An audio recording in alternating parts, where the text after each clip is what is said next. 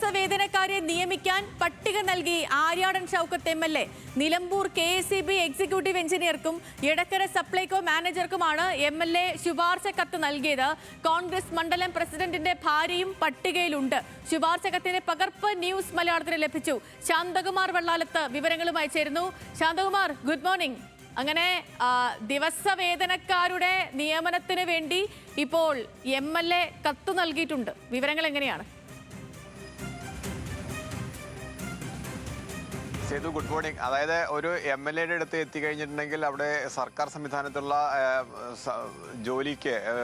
ജോലിക്ക് പ്രവേശിക്കാനാകുമെന്നുള്ള ഒരു തോന്നിപ്പിക്കുന്ന വിധത്തിൽ തന്നെയാണ് ഈ പട്ടിക നൽകിയിട്ടുള്ളത്. MLAയുടെ ഔദ്യോഗിക ലെറ്റർ പാഡിൽ തന്നെയാണ് ഇത്തരത്തിൽ ഒരു ശുപാർശ കത്ത് നൽകുകയും ഒപ്പം തന്നെ അതിൻ്റെ മറ്റൊരു പേജിൽ ഈ പട്ടികയും നൽകിയിരിക്കുന്നത്. അത് സപ്ലൈകോ മാനേജറുണ്ട്. എടക്കര പോത്തുകല്ല് മാവേലി സ്റ്റോറുകളുടെ ചുമതലയുള്ള സപ്ലൈകോന്റെ മാനേജർക്കാണ് ഒരു കത്ത് നൽകിയിരിക്കുന്നത്. അതിൽ 10 പേരുടെ ഒരു പട്ടിക അതിൽ നൽകിയിട്ടുണ്ട്. മറ്റൊന്ന് വഴിക്കടവ് KSEB എക്സിക്യൂട്ടീവ് എഞ്ചിനീയറുകൾ നൽകിയ പട്ടികയാണ്. അതിൽ 4 പേരുടെയും പേരുകളും വിശദാംശങ്ങളും പോസ്റ്റുകളും ഒക്കെ ഉണ്ട്. അതായത് ഈ പോസ്റ്റിൽ ഇന്ന ആളെ നിയമിക്കണം എന്ന് കൃത്യമായി നിശ്ചയിച്ചുകൊണ്ട് തന്നെയാണ് ഈ കത്ത് നൽകിയിരിക്കുന്നത്. ഇത് ഒരു ജനപ്രതിനിധി എന്നുള്ള രീതിയിൽ, ഒരു രാഷ്ട്രീയ സ്വാധീനമുള്ള ഒരാളെന്നുള്ള രീതിയിൽ അദ്ദേഹത്തിന് അത് എങ്ങനെ കഴിയുന്നു എന്നുള്ളതാണ് ഏറ്റവും പ്രധാനപ്പെട്ടത്.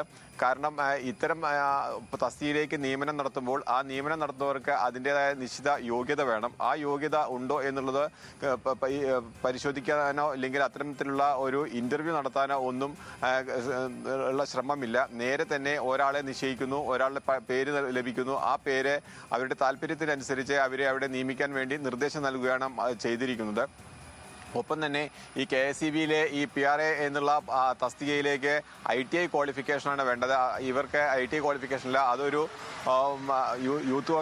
കോൺഗ്രസിന്റെ ഒരു മണ്ഡലം പ്രസിഡന്റിന്റെ ഭാര്യയാണ്. ഈ മണ്ഡലം പ്രസിഡന്റിന്റെ ഭാര്യയ്ക്കും സമാന രീതിയിൽ തന്നെയാണ് ഈ പട്ടികയിൽ ഉൾപ്പെടുത്തിക്കൊണ്ട് ജോലി നൽകാൻ വേണ്ടി ശുപാർശ നൽകിയിരിക്കുന്നത്. ഇത് ഒരു അധികാര ദുർവിനിയോഗമാണ് എന്നുള്ള ഒരു ആക്ഷേപം തന്നെ ഉയർന്നിട്ടുണ്ട്. ഒപ്പം തന്നെ ഈ തസ്തികയിലെല്ലാം നിലവിൽ ആളുകൾ ജോലി ചെയ്യുന്നുണ്ട്. അവരെ ഒഴിവാക്കിയാണ് ഇപ്പോൾ ഈ പുതിയ ആളുകളെ നിശ്ചയിക്കുന്നതിന് വേണ്ടി ആര്യാടൻ ഷൗക്കത്ത് MLA തന്നെ തന്റെ ഔദ്യോഗിക ലെറ്റർ പാഡിൽ ഒരു പട്ടിക തന്നെ നൽകിയിരിക്കുന്നത്. ഇതിൽ ഇവരെ നിയമിക്കണമെന്ന കൃത്യമായ നിർദ്ദേശവും അവർക്ക് നൽകുന്നുണ്ട്. അതായത് KSEBയുടെ എക്സിക്യൂട്ടീവ് എഞ്ചിനീയർക്കും ഒപ്പം തന്നെ മാനേജർക്കുമാണ് ഇത്തരത്തിൽ 2 കത്തുകൾ നൽകിയിരിക്കുന്നത്. ഇത് വലിയ ആക്ഷേപങ്ങൾക്കും പരാതികൾക്കുമാണ് ഇപ്പോൾ അവിടെ നിന്ന് ഉയർന്നു വന്നിരിക്കുന്നത്. കാരണം നിലവിൽ ഈ തസ്തികകളിലെല്ലാം നിരവധി പേർ ജോലി ചെയ്യുന്നുണ്ട്.